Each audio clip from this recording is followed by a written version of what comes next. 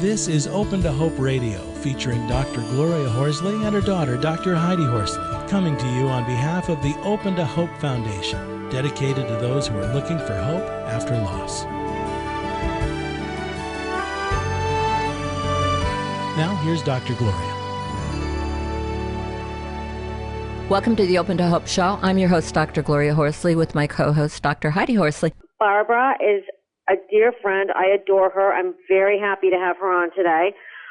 She's doing extremely interesting work, which she's going to talk about. And she is on the National Board of Directors for the Compassionate Friends. And she's going to talk today about shattering the stigma of death to overdose. Let me tell you a little bit about Barbara. She does a lot of things in the world to make it a better place. And she is a leadership coach and a yoga teacher, writer, and bereaved parent and sibling. She lost her son Jim, her brother Bill, and niece Amanda to the disease of addiction. Her foundation, James Place, Inc., serves to educate and offer hope for all who suffer this disease and all who love them. We are honored to have you here, Barbara. Welcome. Well, thank you very much. I really feel very gifted to be with both of you and to share with your audience. Barbara, gosh, you've had a son die, your brother Bill, and your niece Amanda to addiction. I always say that there is no good way to lose a child. Absolutely. And I absolutely also don't want people to move into a place of competition about, my loss was worse than your loss, which unfortunately we have a world that's kind of nuts about certain things. But there is a reality when we lose somebody in any way related to a substance issue. I was sitting around a sharing session some years ago now, and a bereaved grandfather came in, and he sat down, and he was telling about the horrible loss of his granddaughter to a house fire. And he said, "Why did God take my granddaughter and not the addict, Oh, wow. drug addict?" And around the room, people looked at me and like, "Oh my gosh, Barbara's going to have a fit." And I didn't. I felt really bad for this man. His loss is absolutely horrendous.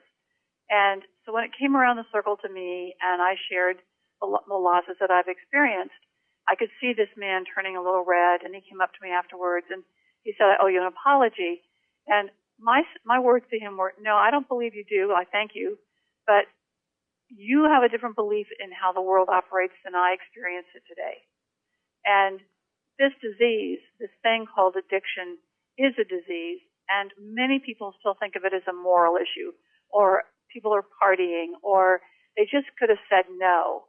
But when we look at the science of it, and so when I talk about shattering the stigma, it's moving the idea of addiction from one of a moral issue to one of a disease and compassion and science. When you look at, and Gloria, you brought up the fact that, what we know today about addiction is different than in the past. I still find it amazing in all the research and stuff that I've done that Sears and Roebuck in the 1800s sold a syringe filled with heroin. Oh, my gosh. Through its catalog. But people don't know that. I mean, heroin was sold legally in the United States through pharmacies, at first over the counter and then through prescription medication up until 1914. Even as recent as when I think about 1980. And in the 1980s, people who were in treatment for drug addiction were served wine at dinner in rehab programs. So a lot of ignorance and a lot of shifts and changes. If we can just get some of that information out and help people understand that it isn't about just saying no. I've had somebody in my family say to me, "Well, Jim should have died. He was an addict."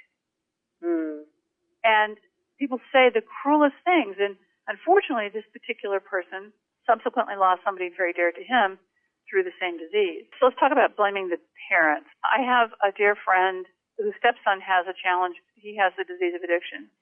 And for the longest time, her husband would not be around me or speak to me and didn't want any advice. And his comment was, "Well, if she was a better parent, her son wouldn't have died." All I can do is pray for her son or his son and help her. And I've worked with her a lot to help her understand what she can do as a step parent and work with her relationship with her spouse. And now talk about blaming the child a little bit. He was so reckless in how he lived, that kind of idea. Well, that's very, very common. They were just having a good time. If they just said no, all that mentality of being wild and reckless. And one of the things I really enjoy is talking to parents whose children have died through this and asking them to tell me positive things. What did they enjoy? What did they want out of life?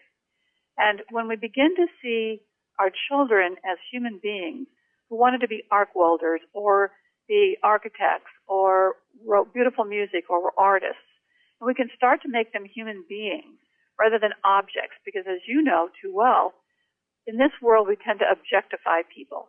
And when you're an object, then we can dislike you, we can think bad of you. But when we become human, we can ask more specific questions about who were they in life.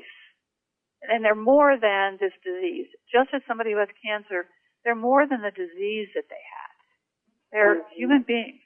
Did you find that people didn't mention your child as much, do you think, with a drug overdose, or mention his name? Or I've heard some people say that where there's an overdose or something, people tend to want to remove themselves a bit more. Absolutely. And I became very much aware of that when my brother Bill was killed. First of all, it was a murder. It was on the front page of the paper, and there were drugs that were involved in it. And to me, I talk about my brother all the time. In fact, I have to say to you guys, I woke up, I had a dream about him this morning, and this is the first time I've dreamt about Bill in a long time. It was so awesome. Oh, it was one of those healing good dreams, huh? Oh, it was amazing. It was just like, oh, there you are. But yes, certainly people didn't want to talk about people. Our neighbors were wonderful, but they wouldn't ask about Jim per se. And they'd known him, but afterwards it was as if he didn't exist. And even in meetings with other bereaved parents, they wouldn't mention it. It would be they would be uncomfortable. And for me personally, I would simply insinuate my brother, my son, and then after my niece died almost 2 years ago, the same thing. I talk about her often, and that really gives her mother and my brother permission, if you will. I don't think they need it, but they think they need it. I think it's a natural thing as a parent to want to save your children, protect your children. It's no different when they become adults. It doesn't really matter. I mean, unfortunately, my neighbor next door died recently. She was 51 years old. She died of cancer. Her mom still thinks, it's only been 6 weeks, but she thinks there's something that she could have done or figured out, if only. Mm-hmm. So in my case, I have a very deep spiritual belief system, and I also have some part of me that refuses to let go, or refuses to die, I should say. And so I did spend now I can laugh, but for the first 18 months after Jimmy died, I was researching rehabs and treatments for heroin. And I knew it was worthless. I mean, I knew that it was useless. But at the same time, it was this long-term compulsion that I had. I mean, it started when he was 14. And I decided I just needed to let it run its course. And rather than fight it, and then I would find something and I would say, okay, do you feel better now? And I could begin to laugh at myself. So humor. Absolutely. I mean, my son was incredibly funny. And if anybody could turn things around in my head, it was Jim, who'd say, come on, Ma, give me a break here, you know? So part of it was definitely humor, talking to other people, reading and researching. And that's really got me going. When I got off if only I had, I should have been, I was a terrible mother when he was younger, what about this and what about that? I kind of truly bored myself. Right. I like that. You bored yourself. And it sounds to me like you had a little let go, let God kind of thing going on here too. But tell us about your website and everything before we close the show and what you're doing. After I bored myself, I came across a report on the internet called After the War on Drugs. And I physiologically had a major physical shift in my physical body, my mental body, my emotional body. And I began to see hope. I had lost hope. I figured, I guess there's nothing you can do about this horrible disease. And that one report out of a European consortium sent me on a journey of researching and reading obscure medical journals, websites, talking to people, meeting with former DEA agents, parents all over the country and in Europe and Canada and whatever. And after a while, I thought, well, I have all this data. I'm talking to people. I'm giving presentations. I guess I should put it out there. So I began to load the website and gather the information and just put it out there and say, did you know this? Did you know that?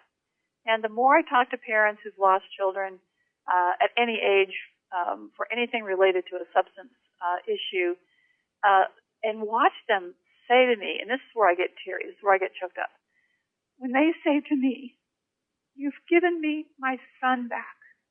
You've given me my daughter back.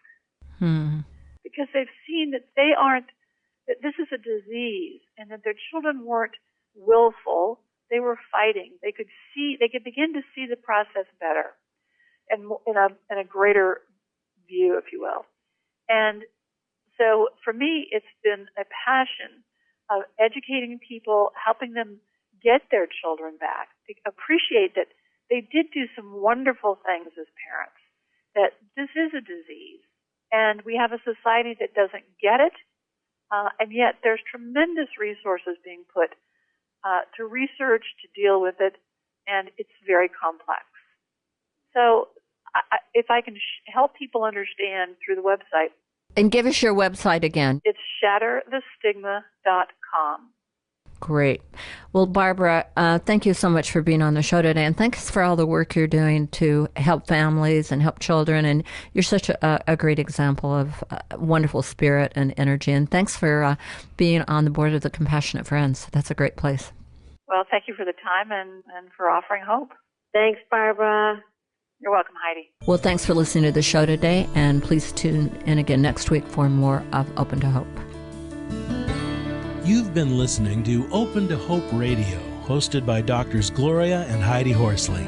Like today's edition, all of our past programs are available on demand at opentohope.com, along with helpful articles, videos, resources, and links to help get you through the toughest time of your life. You can also follow us on Facebook and Twitter and sign up for our monthly newsletter. Again, that's opentohope.com. Check it out today. Then be sure to stop by next Thursday at 9 a.m. Pacific Time when we'll be posting another edition of Open to Hope Radio. Remember, others have been where you are. They made it through, and you can too, as long as you're open to hope.